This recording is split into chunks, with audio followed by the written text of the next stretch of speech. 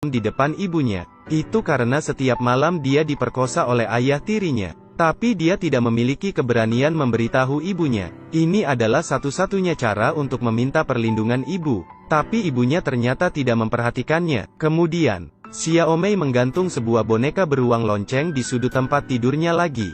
Dengan harapan jika bel ini berbunyi, ibunya dapat menolongnya. Tetapi saat tengah malam tiba, tempat tidur Xiaomei mulai bergetar hebat. Bel berbunyi sangat keras. Tetapi ibu Xiaomei sepertinya tuli, tidak merespon sama sekali. Keesokan harinya, ibu melihat bercak di tempat tidur putrinya. Seketika membuatnya menyadarinya.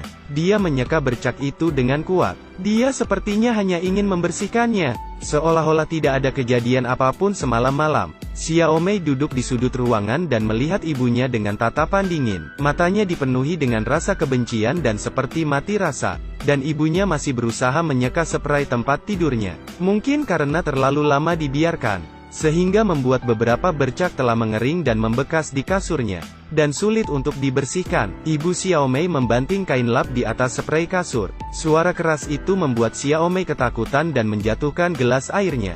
Dia menatap ibunya dengan ketakutan.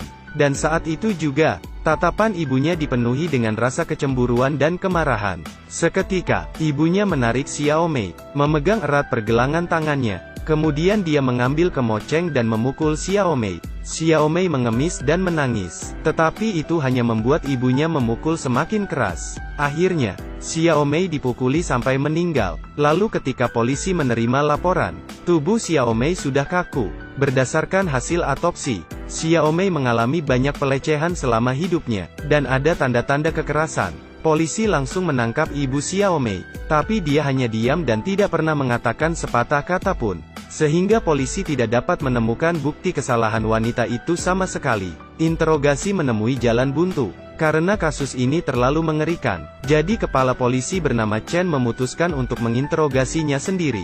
Chen seorang kepala polisi yang mahir dalam memecahkan kasus.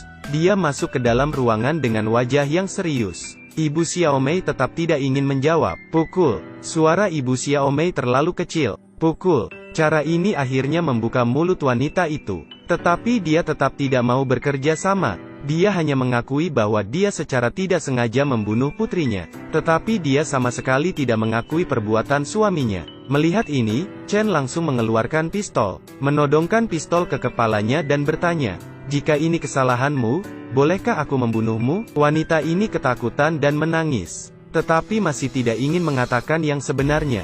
Chen semakin marah. Dia memerintahkan anak buahnya untuk menanggalkan pakaian wanita. Wanita itu ditelanjangi dan berdiri di depan semua orang. Anak buah Chen dengan santai memakai sarung tangan, memerintahkan wanita itu untuk meregangkan kakinya dan membungkuk. Kemudian mulai memeriksa bagian pribadinya di depan umum. Menghadapi penghinaan seperti ini, wanita itu masih bersikeras mengatakan jika dia tidak sengaja membunuh putrinya, dan tetap tidak ingin mengatakan apa perbuatan suaminya kepada putrinya. Tidak ingin katakan ya? Kemudian atur suhu ruangan ke 0 derajat. Ambil seember air es lagi dan siram ke wanita itu. Ketika suhu dalam ruangan semakin rendah, angin dingin dan air es yang disiram ke tubuh wanita itu, membuat wanita itu menggigil kedinginan. Tetapi dia tetap menutup rapat mulutnya, menolak untuk mengakuinya. Akhirnya Chen tercengang. Apa yang membuatnya begitu gigih? Di sisi lain, beberapa petugas polisi datang ke rumah wanita itu, dan kebetulan bertemu dengan suami wanita itu. Entah apa yang telah dia lakukan, dia tampak menyelinap. Saat itu juga, seorang kapten polisi mencium aroma bau terbakar, meminta anak buahnya menjaga pria itu, lalu bergegas masuk ke kamar, mencari aroma bau itu dan dia menemukan rekaman video yang sedang terbakar. Dia juga melihat mesin cuci, dan mencatatkan ada pakaian anak dan spray yang belum dicuci. Kapten polisi segera membawa pria itu dan bukti-bukti yang ada ke kantor polisi. Berkat usaha dari polisi, Merela berhasil menyelamatkan hampir setengah dari video itu. Tapi hanya kekerasan dalam rumah tangga pria terhadap putrinya. Tidak ada bukti kunci penyerangan terhadap Xiaomei. Satu-satunya penyebab kematian Xiaomei adalah ibunya sendiri. Tim investigasi datang ke ruang interogasi lagi. Kali ini penyidik merubah sikapnya. Bersikaplah sangat sopan kepada wanita. Tidak hanya membantu wanita itu mengeringkan tubuhnya. Penyidik bahkan menuangkan segelas air untuknya. Penyidik duduk berhadapan dengan wanita itu, berusaha membujuk wanita itu. Berjanji padanya asalnya dia mengakui kejahatan suaminya, akan meringankan hukumannya. Tapi wanita itu tetap tidak mengakuinya. Dia bersikeras kalau dia tidak tahu apa-apa. Dia sepertinya ingin menutupi kejahatan suaminya sampai akhir. Penyidik melihat cara dia ternyata tidak berguna. Kemudian memperlihatkan foto tubuh Xiaomei, melempar satu demi satu foto di depan wanita itu. Memar yang ada di tubuh gadis kecil itu sangat mengerikan. Mereka juga nyalakan rekamet kaset suaminya, memperlihatkan video putrinya yang terlihat seperti mainan suaminya. Wanita itu hanya bisa menghindar dan menutup matanya. Tapi penyidik tidak akan membiarkannya. Dia memerintahkan petugas polisi untuk membuka mata wanita itu. Dia ingin wanita itu melihat dengan mata kepalanya sendiri. Iblis macam apa yang merasukinya? Melihat sendiri apa yang telah dia lakukan pada putrinya yang berusia 12 tahun itu. Sampai ketika dia melihat tempat tidur goyang di rekaman video itu. Wanita itu akhirnya menangis. Air mata jatuh dari sudut matanya. Polisi tidak bisa membiarkan kejahatan ini. Kepala polisi Chen mengatakan asalkan wanita ini mengakui kejahatan suaminya, maka mereka akan menutup video ini. Tidak disangka wanita itu meneteskan air matanya, tetapi tidak ingin mengatakan yang sebenarnya. Chen marah dan menamparkan wanita itu dengan keras, membuat wanita itu terbaring di tanah dan kesakitan. Melihat itu, Chen tidak bisa melanjutkan interogasinya, dan memerintahkan polisi untuk mengirimnya kembali ke sel. Saya pikir kasusnya telah terhenti. Ternyata malam harinya sesuatu telah terjadi. Wanita itu menggosokkan pergelangan tangannya di tepi semen. Dia juga menggigit tangannya hingga terluka, karena dia takut dia akan mengatakan yang sebenarnya dan melibatkan suaminya.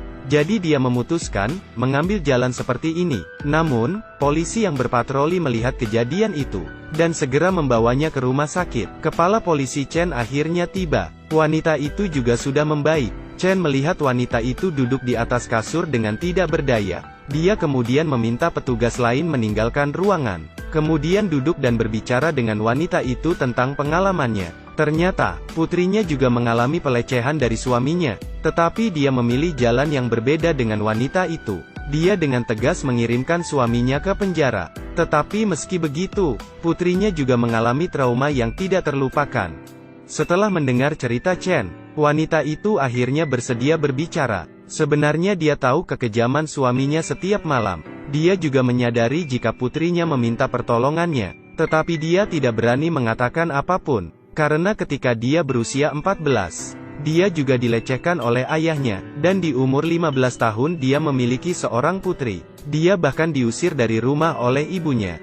Bertahun-tahun dia berusaha bertahan hidup, dan pada akhirnya dia dicampakan oleh banyak pria. Dan tentang kejahatan suaminya, asalkan dia berpura-pura seperti tidak ada yang terjadi, maka keluarga ini bisa bertahan selamanya. Tetapi dia salah. Setelah mendengar cerita wanita itu, hati kepala polisi Chen juga tersentuh. Wanita ini tampaknya sudah dewasa, tetapi dia sebenarnya seorang wanita yang belum dewasa. Tidak pernah ada yang memberitahunya. Belajarlah untuk melawan